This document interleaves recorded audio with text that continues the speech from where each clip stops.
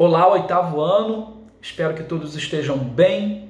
Vamos lá, a gente vai fazer esse vídeo aula hoje aí sobre orações subordinadas substantivas, mesmo tendo sido o assunto do último aulão, né, o assunto da plataforma da EduQuest, dos e-mails e tudo mais, é um conteúdo que, como é novo para vocês, né, um conteúdo novo, nós não chegamos a trabalhar esse conteúdo em sala de aula. Eu vou ficar um pouquinho mais tempo aí com esse conteúdo, para que vocês consigam absorver melhor a matéria, tá?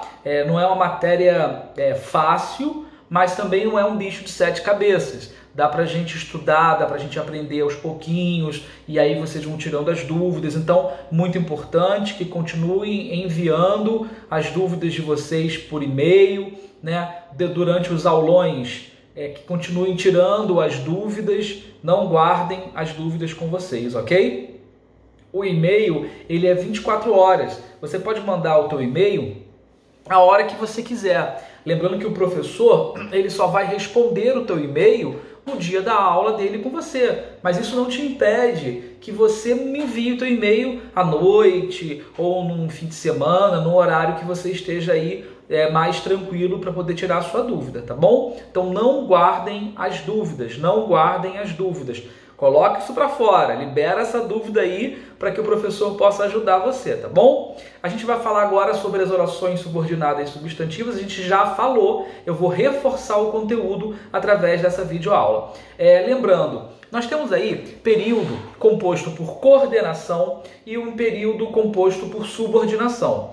O período composto por coordenação, a gente aprendeu que são orações independentes, né? São orações que não dependem uma da outra para que façam sentido. Então, por exemplo, não fui à festa, pois estava cansado.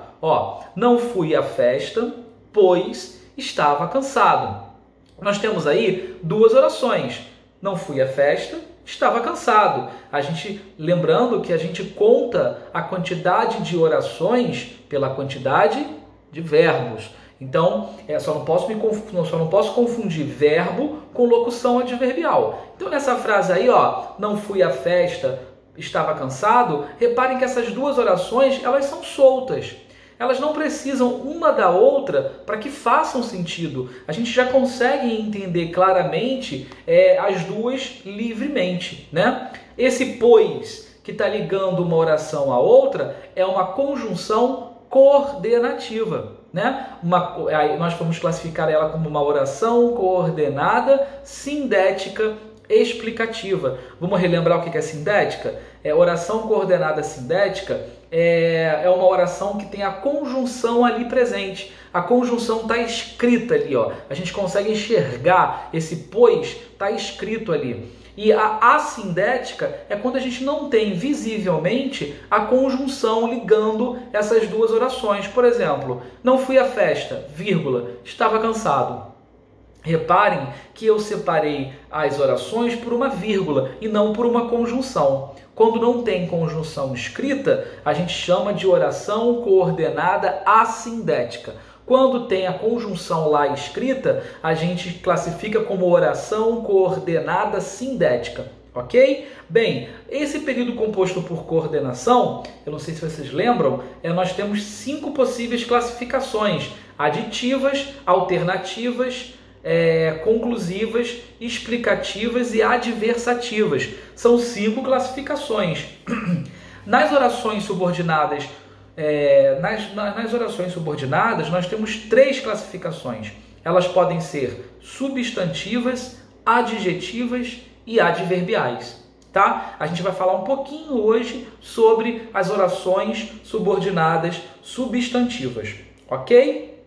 Então vamos lá. Nas orações subordinadas substantivas, diferentemente do período composto por coordenação, no período composto por subordinação, que é o que a gente vai falar agora, as orações elas são dependentes. Elas precisam uma da outra para que façam sentido, tá? Como assim, Fernando? Olha lá, naquele exemplo que eu dei anteriormente. Não fui à festa, pois estava cansado. Repare que não fui à festa e estava cansado, elas são soltas. A gente consegue entender elas sem que elas estejam juntas, né? Agora, no período composto por subordinação, a gente não consegue entender uma oração sem a presença da outra. Então, não sei que horas são. Não sei. Quem não sabe alguma coisa.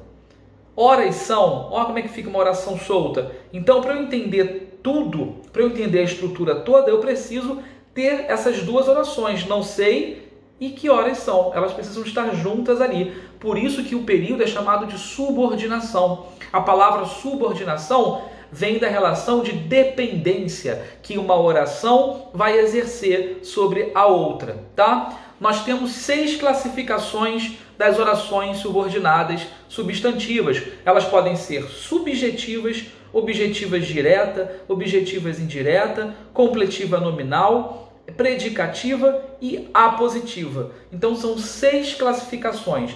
Então, Fernando, quando eu olhar lá as orações, eu preciso primeiro entender se ela é coordenada ou se ela é subordinada? Sim, primeiro eu preciso entender qual é a relação que essas orações se estabelecem entre si, tá bom? Vamos lá, vamos começar a falar sobre a oração subordinada subjetiva. Ela exerce a função de sujeito do verbo da oração principal. Então, numa oração subordinada subjetiva, reparem que em uma das orações a gente não vai ter sujeito. A gente não vai encontrar o sujeito. Para quem não lembra o que é sujeito, pronto, vamos lá. Sujeito é o elemento que pratica ou sofre a ação dentro de uma estrutura oracional, tá? Então, numa oração subordinada substantiva subjetiva, ela vai exercer esse papel. Me dá um exemplo, Fernando. É necessário que você se apresente ao serviço amanhã. Então, é necessário que você se apresente ao serviço amanhã. É necessário, é uma oração. Que você se apresente ao serviço amanhã é outra oração. Repare que nessa oração é necessário, a gente não tem sujeito. Então, o que a gente pode falar um pouquinho da subjetiva? Que a subjetiva, ela começa geralmente com é necessário, é preciso, é fundamental, convém, tá? As orações subordinadas substantivas subjetivas, elas geralmente iniciam-se por esses verbos, ok? Então fica ligado que quando começar uma oração assim, com é preciso, é necessário, é fundamental, convém, que não sei o que, você já sabe que você está diante de uma oração subordinada substantiva subjetiva, tá bom? Nós temos a oração subordinada substantiva objetiva direta. Quando a gente estudou sintaxe lá no início, a gente estudou objeto direto. O que é o objeto direto? É o complemento do verbo transitivo direto, né? É um complemento que não há preposição, não tem o uso da preposição, né? E eu pergunto para o verbo que e quem, né? Recebi o abraço. Recebi o quê? O abraço. Recebi é um verbo transitivo direto, o abraço é objeto direto.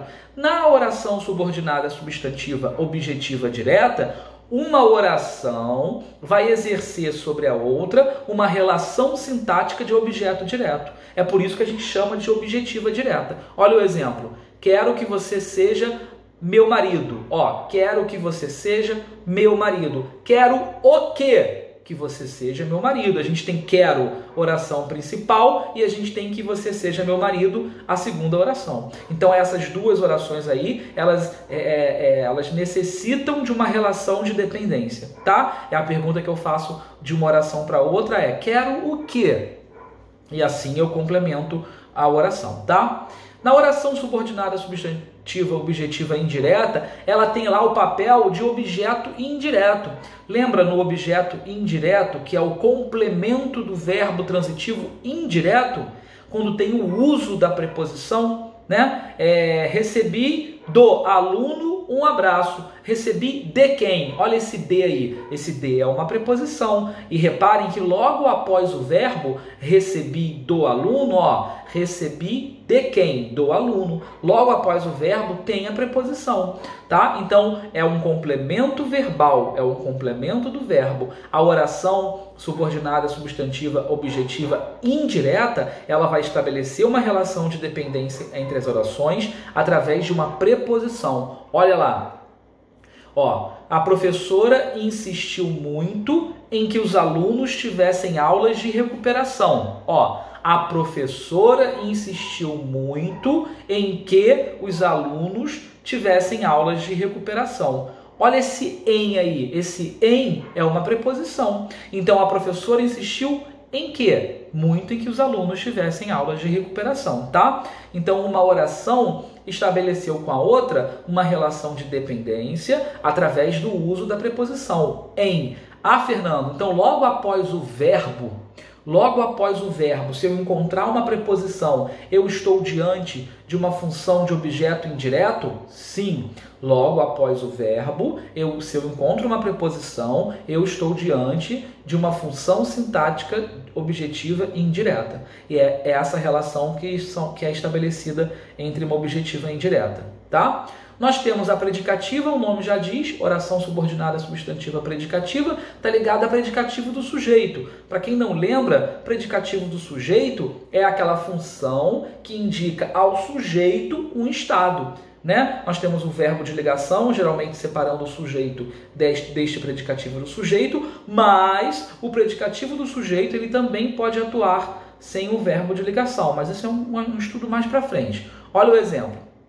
O bom é que ela sempre foi bem comportada. O bom é que ela sempre foi bem comportada. Reparem que o aí é um verbo de ligação. Então, Fernando, numa oração subordinada, substantiva, predicativa, eu vou sempre encontrar esse verbinho de ligação aí? Vai, tá? Ele vai vir, é o verbo ser, né? Então ele pode vir como como era, ele pode vir em todos os tempos verbais, mas a gente vai encontrar sim, numa oração subordinada, substantiva, predicativa, o verbinho de ligação aí, tá? Nós temos a apositiva. Lembra que quando eu falei de aposto, né, que é um termo acessório, aposto é aquele elemento que a gente vai explicar alguma coisa, enumerar, e aí eu posso tirar isso da frase que não vai fazer falta, tá? Geralmente o aposto, ele é separado por vírgulas, ou por uma vírgula só, ou por 2 pontos, ou por travessão. Olha o exemplo. Helena apenas desejava uma coisa, 2 pontos, que fosse muito feliz com sua família. Tá? Então, sempre eu vou utilizar os 2 pontos ou uma outra pontuação para poder isolar o aposto. Numa oração subordinada substantiva apositiva, eu vou encontrar lá esses 2 pontos. Tá?